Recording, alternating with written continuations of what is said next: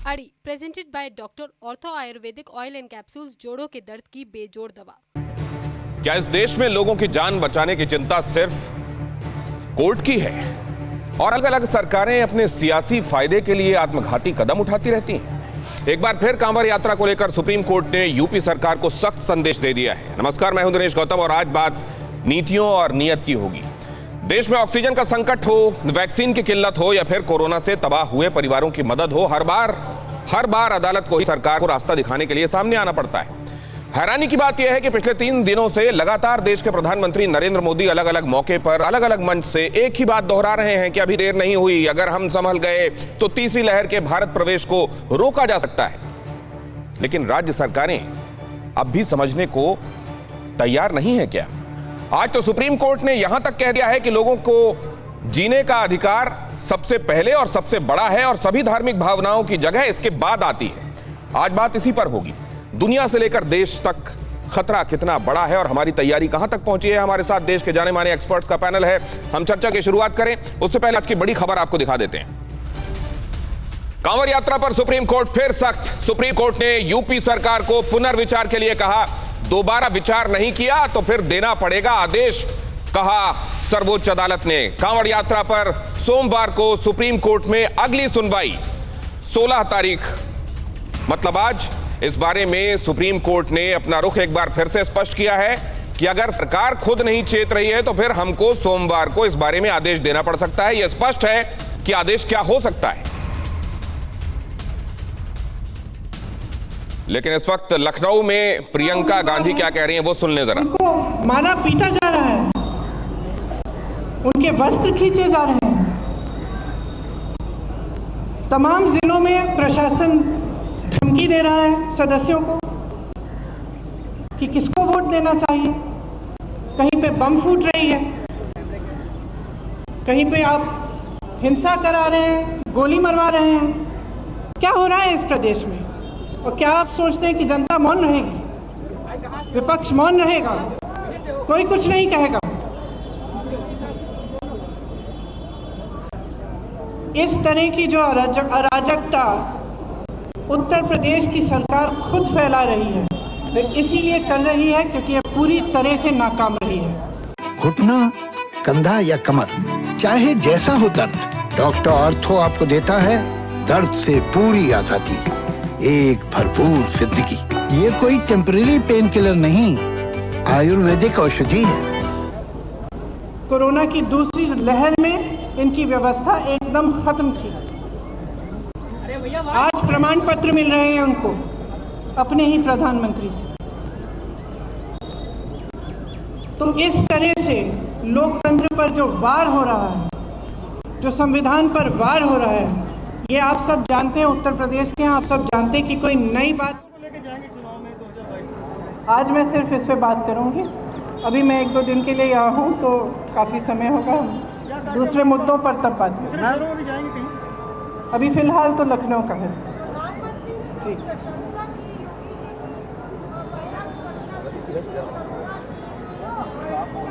देखिए, या तो उनको दिख नहीं रहा है क्या हो रहा है इस प्रदेश में। अगर महिला सुरक्षा पर योगी जी और उनके प्रशासन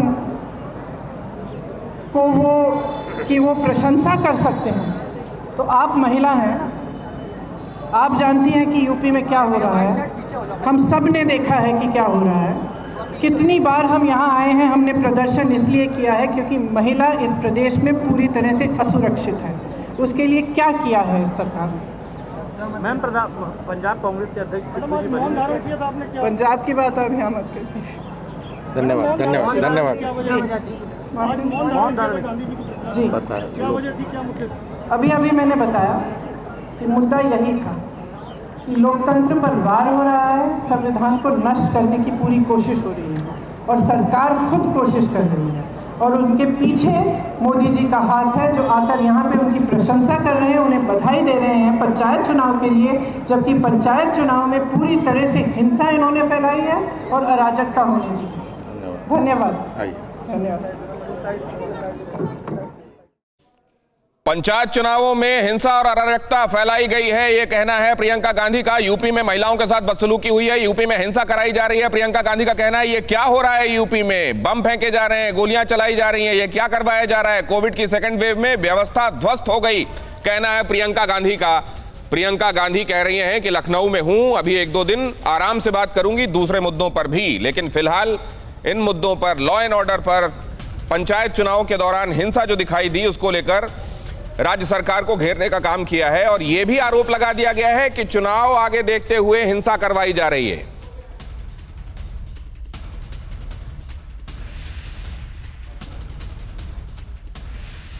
तो इधर इस पर निगाह रहेगी, लेकिन जिस एक मुद्दे पर आपसे आज हम बात कर रहे हैं और जो बेहद गंभीर मुद्दा है, लोगों की जान से जुड़ा हुआ सीधा मसला है, उस पर जरा चर्चा कर लें। कांवड़ यात्रा को लेकर सुप्रीम कोर्ट सख्त हो गया है। सुप्रीम कोर्ट ने एक बार फिर से यह इशारा किया है राज्य सरकार को, उत्तर प्रदेश सरकार को, जिसने कहा है कि प्रोटोकॉल्स के साथ हम इस यात्रा को करवाएंगे, कि अगर आपने रिव्यू नहीं किया तो हम आदेश देंगे। जरा देखिए क्या कहा है सुप्रीम कोर्ट ने, और जल्दी से इस मसले के थोड़े से पर्सपेक्टिव के साथ पहले इकट्ठा कर लें कुछ पर्सपेक्टिव और उसके बाद चलते हैं अपने मेहमानों के पास। मेहमानों के लिए भी ये एक तरीके से इस पूरे डिबेट की टोन सेट कर देने वाला होगा। देखिए आज कोर्ट ने क्या कहा है।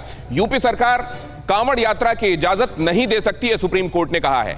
कांवड़ यात्रा को लेकर पहले भी सुप्रीम कोर्ट ने अपना मत स्पष्ट किया था, लेकिन फैसला अपने पास रख लिया था। आज इस पर फैसला आ सकता था, लेकिन वो फैसले जैसा ही है जब यह कहा गया कि अगर आपने कुछ नहीं किया तो हम फैसला देंगे, यात्रा पर पुनर्विचार करें और सोमवार को कोर्ट आए। सुप्रीम कोर्ट ने यह बात कही है।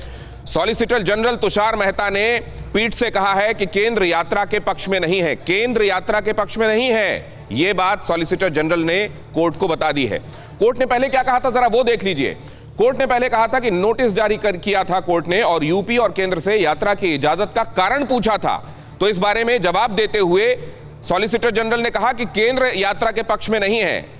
यूपी से जवाब के साथ क्या वो सोच रहे हैं आने के लिए कहा गया है, वरना सुप्रीम कोर्ट सोमवार को अपना फैसला देगा। लोग असमंजस में कहा गया था तब।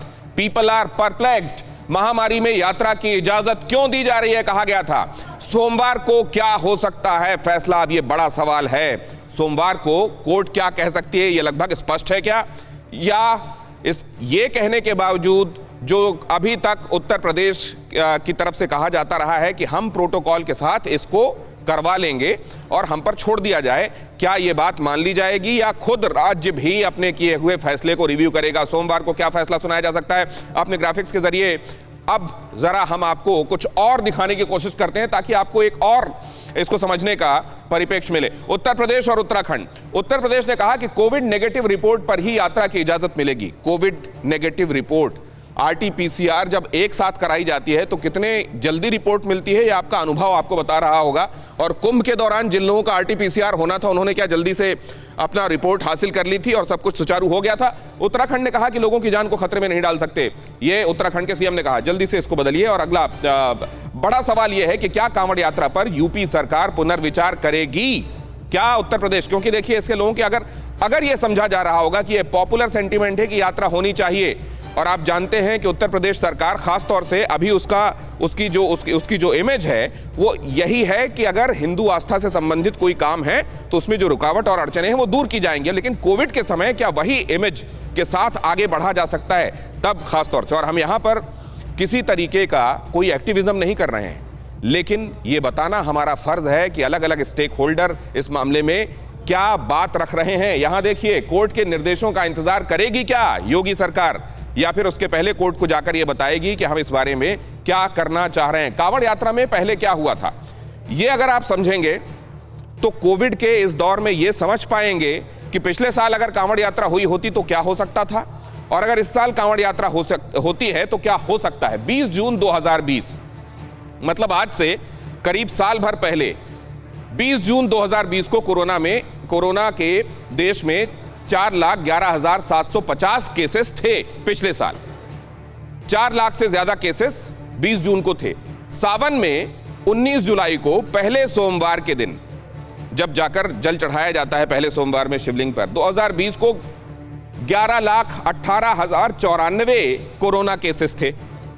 अब यह भी देख लीजिए कि उसके एक साल पहले जब कांवड़ यात्रा हुई थी 2019 में, केवल हरिद्वार में जल लेने के लिए गोमुख भी पहुंचते हैं, गंगोत्री पहुंचते हैं, ऋषिकेश पहुंचते हैं, लेकिन सिर्फ हरिद्वार में जल लेने के लिए पहुंचने वाले कांवड़ियों की तादाद थी 3.5 करोड़ उसके 1 साल पहले। तो आप ये सोचिए कि जो आपको 11 लाख केसेस दिखाई दे रहे हैं, अगर उस साल भी कांवड़ यात्रा होती तो क्या वो 11 लाख ही होते या उससे कहीं ज्यादा होते। अब आप देख लीजिए 2018 में करीब 3 करोड़ कांवड़िया हरिद्वार पहुंचे थे। 3 करोड़ कांवड़िया 2018 में पहुंचे थे। 2019 का आंकड़ा हमने आपको बता दिया 3.5 करोड़, और उसके बाद 2020 में रोक लगी और 2021 में अभी असमंजस चल रहा है कि क्या होना है, और कोविड की तीसरी लहर सामने है, ये तमाम एक्सपर्ट्स कह रहे हैं। कांवड़ के संबंध में क्या कहते हैं शास्त्र, क्या कहता है इतिहास, जरा वो भी समझ लेना जरूरी है। भागवत और विष्णु पुराण के मुताबिक माता पार्वती ने शिव का गला पकड़ा था। ये तब की बात है जब समुद्र मंथन के बाद जहर और अमृत निकले थे। जहर शिव जी को पीना पड़ा था। शिव जी की गर्दन जहर के कारण नीली पड़ गई थी और इसी की वजह से बहुत ज्यादा उनके अंदर गर्मी और ताप आ गया था, और इस घटना के बाद शिव नीलकंठ महादेव कहलाए, और तभी से उनकी शांति के लिए, उनकी प्रसन्नता के लिए और उनको सुख मिले, उनका ताप शांत हो, इसके लिए उनके शीश पर जल चढ़ाया जाता है, ठंडी जलधारा, और वो भी गंगा जी की जलधारा उनको सबसे प्रिय है, ये मानते हुए जलधारा प्रिया शिवा, ये शास्त्र भी कहते हैं। तब से आज तक शिव का जलाभिषेक होता है। सावन में जलाभिषेक से शिव को शांति मिलने की मान्यता है। कुल मिलाकर कांवड़ का ये इतिहास। लेकिन कांवड़िए समूह में जाएं, समूह में जल लेकर कहीं पर लौटें, इसका बहुत पुराना इतिहास नहीं मिलता।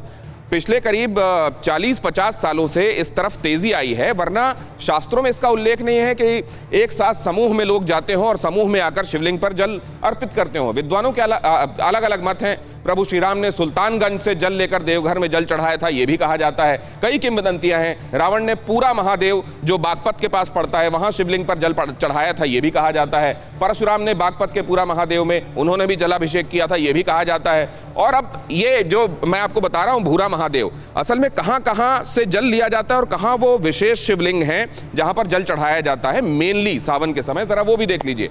यहां गंगोत्री गोमुख से जल लेने के बाद हरिद्वार, मेरठ के पास कई शिवलिंग हैं जहां पर बाबा को जल चढ़ाया जाता है। उसमें जो मुख्य नाम है बाबा औगढ़नाथ मंदिर, पूरा महादेव मंदिर, जिसके बारे में अभी मैंने आपको बताया था, जरा और क्लोज कर लीजिए। दूधेश्वर नाथ मंदिर, ये जो हैं ये इसी रूट में पड़ते हैं, इस वाले रूट में जो नीचे इधर आपको जाता हुआ दिखाई देता है। लेकिन अगर आप दूसरा रूट लेंगे, बल्कि ये भी यहां जाकर आप देख रहे हैं इनका कॉन्फ्लुएंस हो रहा है घाघरा नदी से, इधर बाराबंकी, अयोध्या, सुल्तानगंज, वाराणसी। तो ये बाबा विश्वनाथ वाराणसी, बाबा वैद्यनाथ धाम देवघर झारखंड, लोधेश्वर महादेव और क्षीणेश्वर महादेव यहीं पर।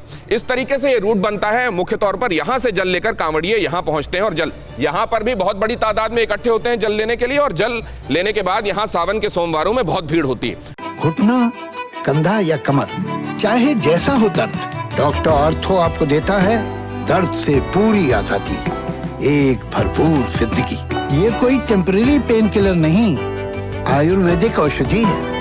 अब अगर ये स्थिति है, ये रूट है, पहले का इतिहास ये कहता है और इससे एक पर्सपेक्टिव हमको मिलता है, तो क्या हमारे लिए इसमें एक संदेश है? क्या इसमें हमको अपनी आस्था और अपनी जान के संदर्भ में फैसला लेने के लिए मदद मिलती है क्या? यहां जरा ये भी देख लीजिए, यूपी में सेकेंड वेव का सबसे ज्यादा असर था, ये हम सबको मालूम है।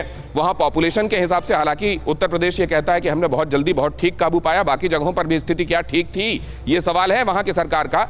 लेकिन ये किसी से छिपा नहीं है कि वहां स्थिति चरमराई थी। दूसरी लहर में यूपी में करीब 9 लाख कोरोना संक्रमित देखे गए थे। दूसरी लहर के दौरान अभी उसी को लेकर प्रियंका गांधी भी हमलावर थी कि दूसरी लहर में आपकी व्यवस्था की पोल खुल गई थी। यूपी में कोरोना की दूसरी लहर में करीब 13,000 लोगों की मौत हुई। यूपी से लाखों लोग कांवड़ यात्रा में शामिल होते हैं। सीमित संसाधनों के साथ इतनी भीड़ की टेस्टिंग जाहिर है संभव नहीं है। और अगर आप आस्था के नाम पर यात्रा को इजाजत देते हैं और मान लीजिए उसमें कोई आपके नियमों का उल्लंघन करता है, तो क्या उस आस्थावान भीड़ पर कार्रवाई हो सकती है?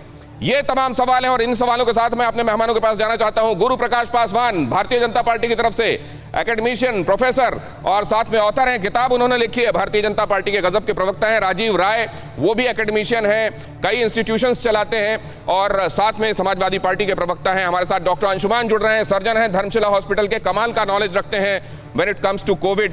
और डॉक्टर NN खन्ना हैं जो कि अपोलो हॉस्पिटल में एडवाइजर हैं। बहुत स्वागत करता हूं अपने सभी मेहमानों का। कुछ और मेहमानों के जुड़ने का इंतजार कर रहा हूं। डॉक्टर अरुण गुप्ता का इंतजार खासतौर से मैं कर रहा हूं, जो कि अध्यक्ष हैं दिल्ली मेडिकल काउंसिल के।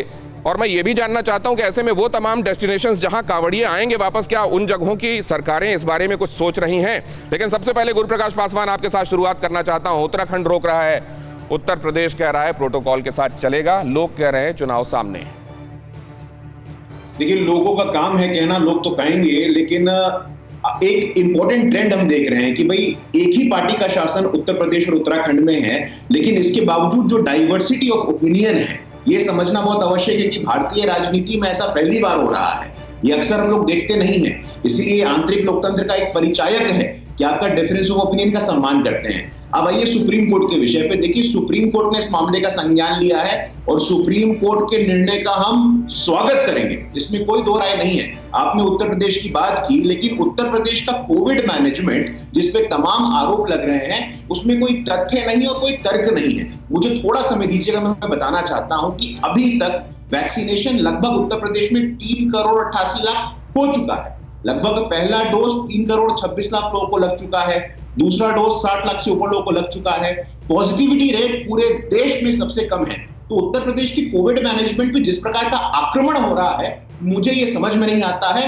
इसका वास्तविकता से, इसका यथार्थ से दूर दूर तक कोई संबंध नहीं है। लेकिन हमें दिनेश जी ये भी समझने की आवश्यकता है कि हमारी सर्वोच्च प्राथमिकता क्या है। Safety, health and security of our citizens. हमारे नागरिकों का स्वास्थ्य और उनकी सुरक्षा हमारे लिए एक सर्वोच्च प्राथमिकता है। और ये डिबेट तो बहुत पुराना है कि भाई फेथ का, रैशनैलिटी का और ये जो अप्रत्याशित संकट आया है उसमें समन्वय और संतुलन कैसे बनाना है, ये चुनौती निश्चित रूप से है। लेकिन उत्तर यहाँ पूरी जगन्नाथपुरी में एक सफल उदाहरण हम सबके सामने आया है कि आरटीपीसीआर के माध्यम से, कोविड नेगेटिव के माध्यम से यात्रा कराई जा सकती है। एक विचार है, इस विचार विमर्श हो रहा है। विचार विमर्श हो रहा है, यात्रा कराई जा सकती है। शायद कुंभ का अनुभव इसके लिए आपको एक बल भी देता होगा, कॉन्फिडेंस भी देता होगा कि ऐसा कराया जा सकता है। यही सोचा गया था कुंभ के दौरान और आखिर में फिर ये तय किया गया कि इसको अब समाप्त किया जाए वक्त से पहले। मैं जरा अब राजीव राय साहब के पास जाना चाहता हूं। राजीव राय साहब, ये उत्तराखंड और उत्तर प्रदेश के संदर्भ में कहा गया कि डिफरेंस ऑफ ओपिनियन आप देखिए और उसको भी लोकतंत्र में कैसे जगह मिलती है। डिफरेंस ऑफ ओपिनियन या डिफरेंस ऑफ सीट्स वहां की ज्यादा है उत्तर प्रदेश की चुनाव सामने? बिल्कुल सही कहा दिनेश जी आपने। केंद्र सरकार नहीं चाहता ये यात्रा हो, सुप्रीम कोर्ट नहीं चाहता ये यात्रा हो, हम नहीं चाहते कि यात्रा हो और आप भी नहीं चाहते, और मुझे पूरा उम्मीद है कि इसमें पैनल में बैठे सारे डॉक्टर लोग भी नहीं चाहते होंगे कि ऐसी यात्रा इस समय हो। लेकिन चूंकि वहां चुनाव है और भारतीय जनता पार्टी का एजेंडा है कि जो तमाम मुद्दे उस समय उसके सामने खड़े हैं। देखिए, कल भी लड़कों पर लाठियां चली और उनको जेल भेजा गया। बेरोजगारी की जो समस्या है, किसानों की समस्या है, लॉ एंड ऑर्डर की समस्या, तमाम मुद्दों पर आखिरी महीने तो रिपोर्ट कार्ड का होता है ना। तो कैसे इन्होंने एक वेब सीरीज की तरह बना रखा है कि इसको कैसे शिफ्ट किया जाए। जानते हैं दिनेश जी क्या होता है, हमारे माननीय प्रधानमंत्री जी हम सबके प्रधानमंत्री हैं, खाली वो अब दूसरी बात है भारतीय जनता पार्टी के प्रचार मंत्री के रूप में चलते हैं, लेकिन मेरे प्रधानमंत्री हैं, सम्मानीय और हम सबके अभिभावक हैं, गार्जियन हैं। सबसे बड़ा जिम्मेदार वो है। पानी ऊपर से नीचे बहता है। आपको याद होगा जब कोरोना का पहला वेव आ रहा था तो अहमदाबाद में ट्रंप की मीटिंग हो रही थी, दूसरा वेव आ रहा था तो बंगाल में चुनाव हो रहा था, और दोनों के बीच में जब कोरोना के वेव के बाद जरूरत थी अस्पतालों की, हेल्थ फैसिलिटी के, तो आदरणीय जयप्रकाश नड्डा साहब, ट्वीट है मेरे पास, कहेंगे तो दिखा दूंगा लाइव। उस समय जुलाई में जयप्रकाश नड्डा साहब देश को स्वस्थ कर रहे थे कि सभी जिलों में भारतीय जनता पार्टी का मुख्यालय बना देंगे। इसका मतलब ये सोच कहाँ है, इनकी सोच उतनी तक सीमित है। अगर ये सीरियस है, सीरियस, कोई भगवान नहीं चाहता, चाहे किसी भी धर्म का हो कार्यक्रम, कोई नहीं चाहता कि उनके भक्त संकट में रहे। उनके भगवान हमेशा आशीर्वाद देते हैं, वो चाहते हैं कि उनके भक्त, उनके मानने वाले किसी भी धर्म के हो, वो सुखी रहे, स्वस्थ रहे और संपन्न रहे। ये सरकार की जिम्मेदारी होती है। अगर इस तरह की बातें करेंगे, और जो लोग यूपी के कोरोना मैनेजमेंट की बात करेंगे, ये डॉक्टर राजीव, ये आप ठीक कह रहे हैं, इस पर एक विस्तृत चर्चा हो सकती है, उसके लिए अलग से डिबेट हम कर सकते हैं कि भारतीय जनता पार्टी ने तब क्या किया था। लेकिन अभी कांवड़ वाली मामले पर अगर हम वापस लौटें, ये जो कहा जा रहा है, अभी आपने भी एक बात कही कि देखिए किसी से छिपा हुआ नहीं है, और ये बात सही है कि तब तस्वीरें दुनिया ने देखी थी और तस्वीरें झूठ नहीं बोलती। लेकिन एक बात हम और जानना चाहते हैं, सबसे बड़ा स्टेक किसका है? खुद उसका जो सत्तारूढ़ है भारतीय जनता पार्टी, क्या वो अपने पैर में कुल्हाड़ी मारेगी? सर, अगर इनकी सोच उस हद तक जाती, स्टेक क्या है इनका, स्टेक की सोच अलग होती है।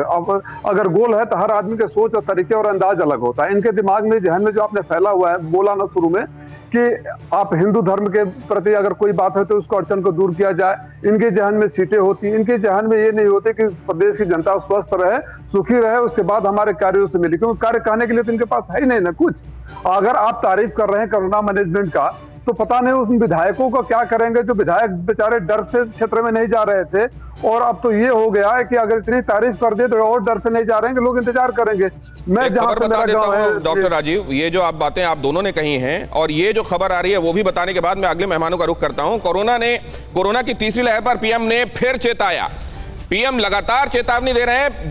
तीन दिन में पीएम मोदी ने तीसरी बार चेतावनी दी है। लापरवाही जारी रही तो प्रचंड लहर आएगी। तीसरी लहर अपने आप नहीं आएगी, लापरवाही से आएगी। लापरवाही मत बरतिए वरना तीसरी लहर नहीं रोक पाएंगे। वायरस खतरनाक है, हम सबको समझना होगा। आशंका स्वाभाविक रूप से बढ़ जाती है कि अगर स्थिति नियंत्रण में नहीं आई तो मुश्किल हो सकती है। बहुत जरूरी है कि जिन राज्यों में केसेस बढ़ रहे हैं उन्हें प्रोएक्टिव मेजर्स लेते हुए तीसरी लहर की किसी भी आशंका को रोकना होगा। टेस्ट, ट्रैक और ट्रीट और अब टीका। टेस्ट, ट्रैक, ट्रीट एंड टीका, इसी वैक्सीन की हमारी रणनीति फोकस करते हुए हमें आगे बढ़ना है।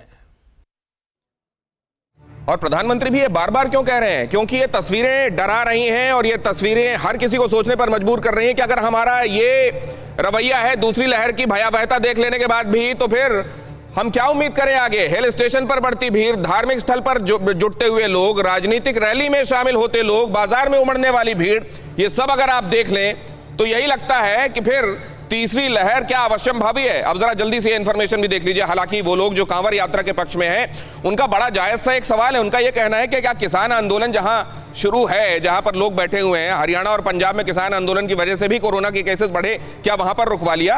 क्या जहां पर चुनाव हुए थे, कुंभ के दौरान कुंभ भी हुआ, चुनाव भी हुए, ये दूसरी लहर के दौरान हुआ, अब हमको आप कह रहे हैं कांवड़ रोक लो? ये जरा इस पर बात करेंगे। लेकिन देखिए देश का कोरोना अपडेट, नए केसेस 38,949, मौत 542, रिकवरी 40,026, एक्टिव केसेस 4,30,422। 4 लाख से ज्यादा एक्टिव केसेस हैं, ये हमको समझना पड़ेगा।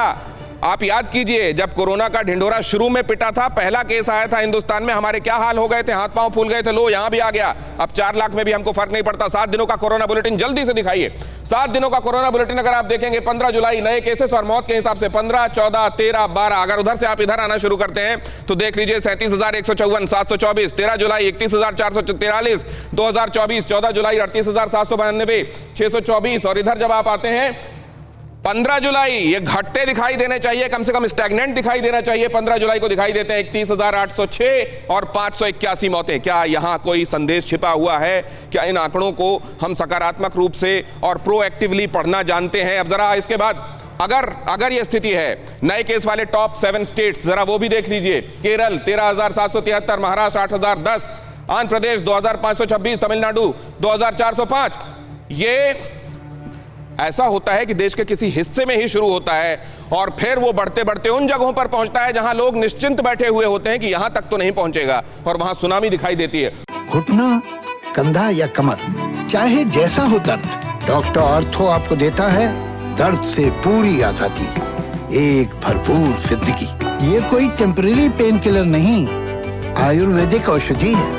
ओडिशा 2,110, असम 1,992, कर्नाटक 1,977। और अगर अभी ये हालात हैं, और अभी जहां हिंदी मेनलैंड में जहां पर ये समझा जा रहा है कि हालात पहले से कदरन ठीक हो रहे हैं, वहां ये निश्चिंतता ठीक है क्या? अब जरा इसको लेकर चलते हैं डॉक्टर अंशुमान के पास। डॉक्टर अंशुमान, क्या इस समय स्थितियां हैं और क्या हमारा बर्ताव, व्यवहार और सोच है? Quickly sir. जी दिनेश जी, अभी स्थिति ये हुई थी, सेकेंड वेव डाउन होने के कगार पे था, काफ़ी केसेस कम हो रहे थे कुछ स्टेट्स को छोड़ के, जो आपने ऑलरेडी ग्राफिक्स पे दिखा दिया। वैक्सीनेशन प्रोग्राम हमारा आगे चल रहा था, जो एक फेवरेबल पॉइंट्स हम मान सकते थे। इस तरह की चीज़, कांवड़ यात्रा या किसी भी मास गैदरिंग की मैं बात कर रहा हूँ, उस तरह से करने पे चांस रहेगा कि एसिम्प्टोमेटिक सुपर स्प्रेडर उसमें हो और ये मूव करें। कांवड़ यात्रा के साथ खास बात क्या होगी कि एक गैदर्ड पॉपुलेशन मूव भी करते रहेगी, मतलब एक जगह से दूसरी जगह जाते रहेगी, जैसे आपने ग्राफिक्स में दिखाया है। तो उन एरिया में बीच में स्टे भी होगा उनका, और दूसरे नए लोगों से संक्रमण होगा। आरटीपीसीआर आज आपने रिपोर्ट कराई, 2 दिन बाद रिपोर्ट आई, लेकिन इस बीच केसेस संक्रमित हुए या आगे अपनी कांवड़ यात्रा में संक्रमित होंगे। तो ये एक मैक्सिमम माइग्रेटरी सुपर स्प्रेडर का काम ये करेगा अगर इसको हमने लाइटली लिया तो। बहुत बड़ी बात कर रहे हैं doctor Anshuman, maximum migratory super spreader, और इसीलिए कहा जा रहा है कि कुंभ के मुकाबले 5 गुना ज्यादा स्प्रेड करने वाला इवेंट हो सकता है कांवड़ यात्रा। लेकिन सरकार के सामने, सरकार जाहिर है हमारे आपके वोट से सरकार बनती है, सरकार को दूसरे नजरिए से चीजों को देखना होता है, और कई बार हमको यह समझना पड़ेगा कि आखिर अगर सरकार उस तरीके से देख रही है तो कहीं ये हमारी भावनाओं का रिफ्लेक्शन तो नहीं है। जरा इसको लेकर गुरुप्रकाश पासवान के पास जाऊं, उससे पहले डॉक्टर खन्ना और डॉक्टर गुप्ता, देरी से आपके पास आ पा रहा हूं बहुत सारी इंफॉर्मेशन शेयर करने के बाद, लेकिन एक पर्सपेक्टिव मिला। मैं आपसे ये जानना चाहता हूं डॉक्टर खन्ना, सबसे पहले क्या इंफ्रास्ट्रक्चर वाइज और हमारी स्थितियां देखते हुए, टीकाकरण देखते हुए, क्या हम तैयार हैं और अब इस तरह के इवेंट्स को कर सकते हैं? नहीं, अगर आप ये देखो, हम लोग बिल्कुल भी तैयार नहीं है। हमारा टीकाकरण कोई बहुत ज्यादा तो नहीं हुआ। फर्स्ट डोज काफी लोगों को लग गई, लेकिन सेकंड डोज आप देखो तो 4-5 करोड़ को ही लगी है। उसके 1 महीने बाद ये इम्यूनिटी आती है। जब तक हमारी पॉपुलेशन 70 से 80% दोनों वैक्सीन नहीं ले लेती, तब तक हमारा ऐसे घूमना, फ्रीली घूमना, फ्री सब इवेंट करना, ये बिल्कुल भी सेफ नहीं है। हमारा इंफ्रास्ट्रक्चर इसमें बिल्कुल गेयर्ड अप नहीं है। हमारा इंफ्रास्ट्रक्चर गेयर्ड अप नहीं है। सर, आपकी ये बात दोहरा दूं बहुत अच्छे से हमको ये बात सुन लेना चाहिए। डॉक्टर NN खन्ना एक बड़े हॉस्पिटल में एडमिनिस्ट्रेशन का पूरा हिसाब किताब देख रहे हैं, और अगर वो ये कह रहे हैं तो निश्चित रूप से आप इस पर यकीन कर सकते हैं कि इंफ्रास्ट्रक्चर वाइज हम बहुत तैयार नहीं हैं। और यहां मैं दिखा रहा हूं अमेरिका से लेकर दुनिया भर के आंकड़े। जरा वो वाला ग्राफिक्स ऊपर एक बार फिर से प्ले कीजिए, जिसमें दुनिया भर में क्या स्थिति एक बार फिर से भयावह दिखाई दे रही है। दुनिया का क्या हाल है, अमेरिका, ब्राजील, जापान, ऊपर आप देख रहे हैं ये ग्राफिक्स। इसको निगाह में रखते हुए अब डॉक्टर अरुण गुप्ता के पास जाना चाहता हूं। डॉक्टर अरुण गुप्ता, स्थितियां तो ऐसा लग रहा है कि फिर से हाथ से निकलती कई जगहों पर नजर आ रही हैं, लेकिन क्या सरकारों के सामने मजबूरी होती है? देखिए दिनेश, सबसे इम्पोर्टेंट बात है कि हम बार बार थर्ड वेव की बात कर रहे हैं, और अभी सेकंड वेव भी कहा गई है। अगर आप पूरे भारतवर्ष की बात करें तो बहुत बड़े हिस्से में, पूरा almost south India, Maharashtra, east India पूरा का पूरा है, बहुत अभी भी काफी ज्यादा केसेस हैं। बहुत से डिस्ट्रिक्ट ऐसे हैं जहाँ पे 5% से ज्यादा पॉजिटिविटी रेट है, बहुत जगह 10% ज्यादा पॉजिटिविटी रेट। तो सेकंड वेव गई नहीं है। भारत के पर्सपेक्टिव सेकंड वेव पूरी बरकरार है आज की डेट में। सेकेंडली, अगर नॉर्दर्न इंडिया में कुछ केसेस कम हो गया तो ऐसा कोई इवेंट होता है तो आप मान के चलिए बड़ी माइग्रेटरी पॉपुलेशन होती है, तुरंत ये पूरे पूरे देश में फैल जाएगा। तो कोई सेंस नहीं बनता है कि हम इन चीजों में, इवन डिबेटेबल इश्यूज भी नहीं है, किसी बात के दो राय हो ही सकती। डॉक्टर अरुण गुप्ता, आप दिल्ली मेडिकल काउंसिल से भी जुड़े हुए हैं। मैं आगे आपसे ये जानना चाहता हूं कि अगर मान लीजिए कांवड़ यात्रा होती है, कांवड़िए जल भरकर दिल्ली की सीमा में अंदर आना चाहते हैं, आपका नजरिया क्या होगा? आप क्या कहेंगे दिल्ली सरकार से, उसको क्या करना चाहिए? इस जवाब के लिए तैयार रहिएगा। तब तक मैं खबर बता दूं अपने दर्शकों को, देश में धीमा पड़ रहा है वैक्सीनेशन अभियान। 21 जून के बाद से रोजाना वैक्सीनेशन में गिरावट देखने को मिल रही है। हर रोज औसतन 34 लाख टीके लगाए जा रहे हैं। 21 जून को लगी थी वैक्सीन की 85 लाख डोज। 85 लाख से 34 लाख हम पहुंचे हैं। जरा जल्दी से देखिए क्या किस तरीके का डिक्लाइन इसमें आया है, और यह डिक्लाइन अगर है, हम कितने दिनों में अपनी पूरी वयस्क आबादी को टीकाकरण कर लेंगे? सरकार ने तो खुलकर यह कहा था, प्रकाश जावड़ेकर साहब आए थे जब सरकार में मंत्री थे, उन्होंने कहा था दिसंबर तक सबको टीका लग जाएगा। लेकिन क्या हालात दिखाई दे रहे हैं, और इसके मद्देनजर तय करना पड़ेगा कि बड़े इवेंट्स हम कर सकते हैं कि नहीं कर सकते हैं। वैक्सीनेशन में कमी, रफ्तार थमी, देश में धीमी पड़ रही है वैक्सीनेशन की रफ्तार। जरा इसको दिखाइए कैसे मैं ये कह रहा हूं, क्यों कह रहा हूं, आंकड़े क्या बता रहे हैं, जल्दी से प्ले अप कीजिए इसको प्लीज। कैसे पड़ रही है धीमी ये रफ्तार? 21 से 27 जून हर दिन औसतन 61.14 लाख डोज लग रहे थे। 28 जून से 4 जुलाई हर रोज औसतन 41.92 लाख, मतलब करीब करीब 42 लाख डोज लग रहे थे। 5 से 11 जुलाई हर दिन औसतन 34.34 लाख डोज समझ लीजिए लग रही थी, और अब तक देश की 23.7% आबादी वैक्सीनेटेड हुई है। 5.9% आबादी को दोनों डोसेज लगी हैं। 5.9% आबादी, 6 महीने में 39 करोड़ डोज लगे हैं। इस रफ्तार से अगर चलते रहे तो 2022 तक कंप्लीट होगा वैक्सीनेशन। दिसंबर तक 18+ को वैक्सीनेट करने के लिए रोजाना 88 लाख से ज्यादा 88.5 लाख डोसेज की जरूरत है। डोसेज एडमिनिस्टर करने की जरूरत है, लेकिन क्या वो हम कर पा रहे हैं? और अगर नहीं कर पा रहे हैं, हम वो नहीं कर पा रहे हैं जो हमारी सुरक्षा के लिए आवश्यक है, तो क्या हमको वो करना चाहिए जो फिलहाल हमारी आस्था से जुड़ा हुआ है, हमारी रवायत है, लेकिन जिसकी वजह से जान पर बन सकती है? गुरु प्रकाश पासवान साहब, इन बातों की रोशनी में, और क्योंकि आप बहुत सेनिटी के साथ अपनी बातें रखते हैं, मैं जानना चाहता हूं सर कि क्या ये करना ठीक होगा? नहीं, देखिए, अब ये करना ठीक होगा कि नहीं, अब तो सुप्रीम कोर्ट उस पर निर्णय लेगा, लेकिन इस प्रकार से हमें ये समझना चाहिए कि बहुत ही स्वाभाविक है कि यात्रा का जो स्वरूप रहेगा, अगर यात्रा होती है तो यात्रा का स्वरूप और प्रारूप काफी परिवर्तित रहेगा।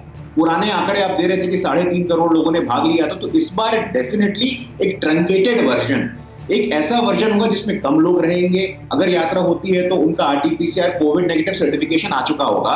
दिनेश जी, मेरे सामने पीआईबी का एक कोविड हेल्पलाइन डेस्क है, उसमें वैक्सीनेशन का पूरा आंकड़ा रखा हुआ है। तो जानबूझ करके ऐसा नैरेटिव खड़ा करना कि वैक्सीन की कमी है, इसको जरा मैं अभी के लिए और हमेशा के लिए दूर करना चाहता हूं। मैंने कहा यहाँ पे की कमी है? मैंने ये कहा कि डिक्लाइन दिखाई दे रहा है डोसेज एडमिनिस्टर्ड में, नंबर 1 गुरु प्रकाश पासवान साहब।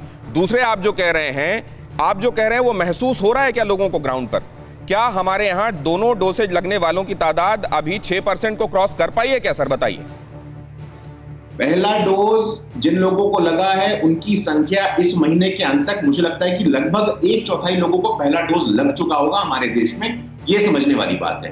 वैक्सीनेशन का मैन्युफैक्चर लगातार बढ़ रहा है। हम लोगों ने कल अखबार में देखा कि भाई SII जो है वो स्पुतनिक को भी मैन्युफैक्चर करेगी, लेकिन अभी तक 16 जुलाई तक का जो आंकड़ा है, दिनेश जी मुझे थोड़ा रखने का मौका दीजिएगा, 41 करोड़ से अधिक टीके उपलब्ध कराए जा चुके हैं, लगभग 52 लाख प्रगति पर हैं, खपत हो चुके हैं 39 आपको करोड़। देखना है आपने कितना उपलब्ध करा दिया, लोगों ने कितना वहां पे राज्यों ने लगा दिया, ये आपका मसला है।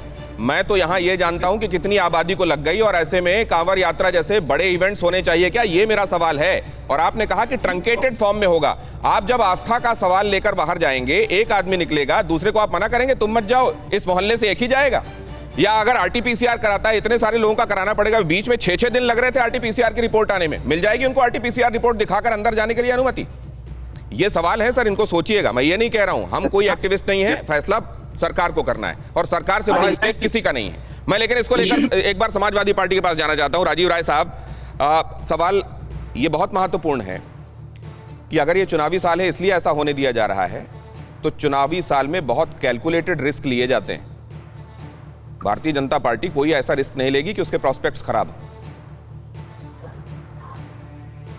तो फिर इजाजत दे दीजिए, फिर हम बहस क्यों कर रहे हैं? भारतीय जनता पार्टी तीनों डॉक्टर लोग बैठे हैं, उनको ज्ञान नहीं है, सुप्रीम कोर्ट को ज्ञान नहीं है, मोदी जी को भी ज्ञान नहीं है, और उत्तर प्रदेश की भारतीय जनता पार्टी सबसे ज्ञानी है, वो कोई कैलकुलेटेड रिस्क नहीं ले सकती, कैलकुलेट करके कर रहे हैं। तो कैलकुलेट करके तो सेकेंड वेव की भी तैयारी हुई थी, और आपने देखा कैसे लाशें तैर रही थी, सड़ रही थी, और कुत्ते नोच रहे थे, कैसे लकड़ियां नहीं मिल रही थी, और वहां जाकर उस मैनेजमेंट की तारीफ कर की जाती है। तो फिर अलाउ कर दिया जाए ना, फिर हम बहस किस बात पर कर रहे हैं?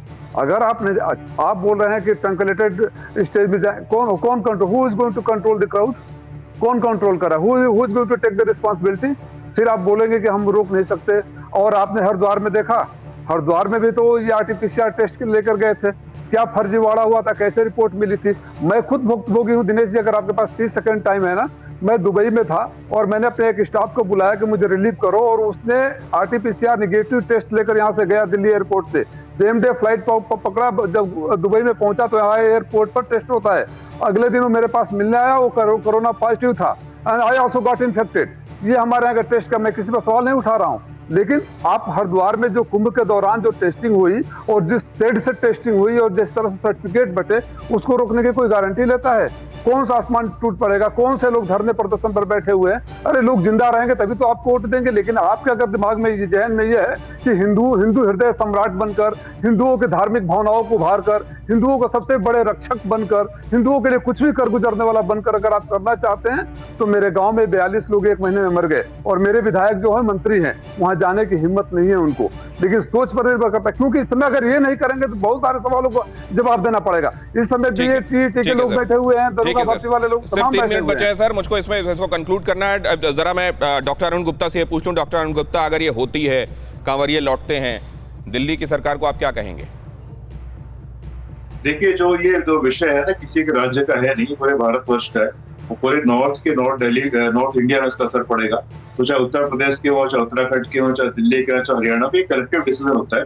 मुझे लगता नहीं कि 2 राज्यों के बीच की समस्या है, सबकी समस्या और सबको डिसीजन बैठ के लेना पड़ेगा। एक बड़ा सिंपल सा डिसीजन है, प्रैग्मेटिक डिसीजन है। मुझे लगता नहीं कि इलेक्शन जोड़ना चाहिए इसको। इलेक्शन में बहुत टाइम है, बहुत कुछ करने को मिलेगा इलेक्शन के लिए।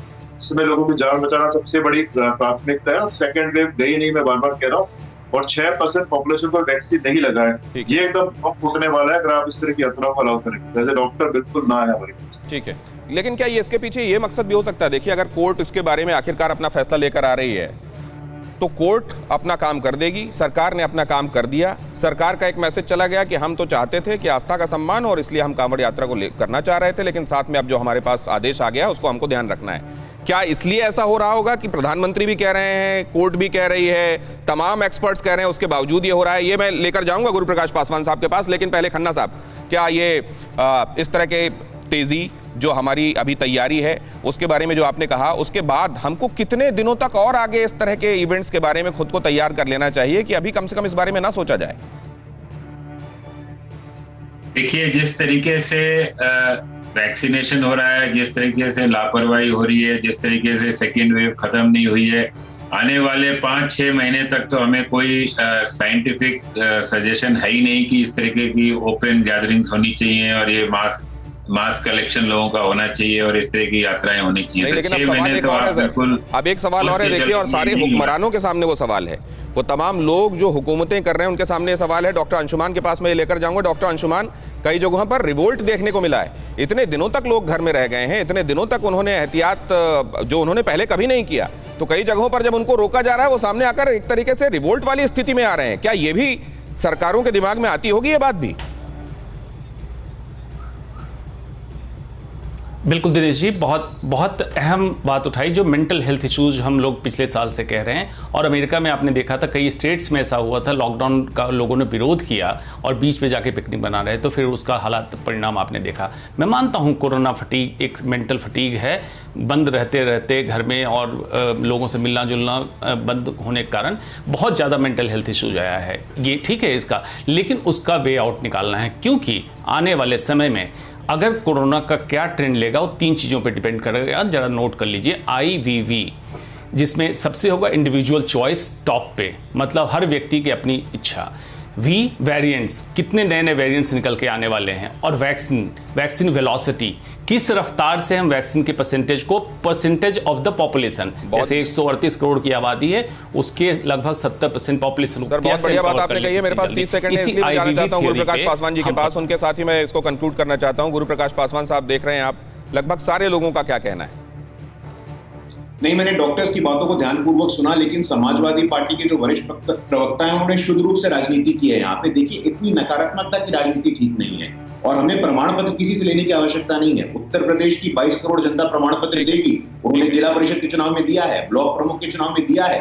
जहां तक इस विषय की बात है, सुप्रीम कोर्ट के निर्णय का सर्वोच्च सम्मान होगा, सर्वोच्च न्यायालय का सर्वोच्च सम्मान होगा, लेकिन अगर इसमें संतुलन और समन्वय बना के चलना होगा। We have to learn to live with the virus. ये भी एक संकट है। ठीक है, लेकिन सर, वो दौर जहां हमने ये भी देखा है कि अपनों के अंतिम संस्कार में हम वीडियो कॉलिंग से जुड़े हैं, वहां नहीं जा पाए, तो हमको ये समझना पड़ेगा कि इस समय किस दौर से हम गुजर रहे हैं। जान रहेगी तो हम बाकी सब काम जो शरीर रहते हुए कर सकते हैं वो कर पाएंगे। बहुत धन्यवाद हमारे मेहमानों का हमारे साथ इस चर्चा में जुड़ने के लिए। देखना है सोमवार को इस मामले में कोर्ट क्या कहता है और उससे पहले क्या सरकार की तरफ से, उत्तर प्रदेश की सरकार की तरफ से कोई रिव्यू किया जाता है। परवाह देश की, सोमवार से शुक्रवार रात 10 बजे TV9 भारतवर्ष पर।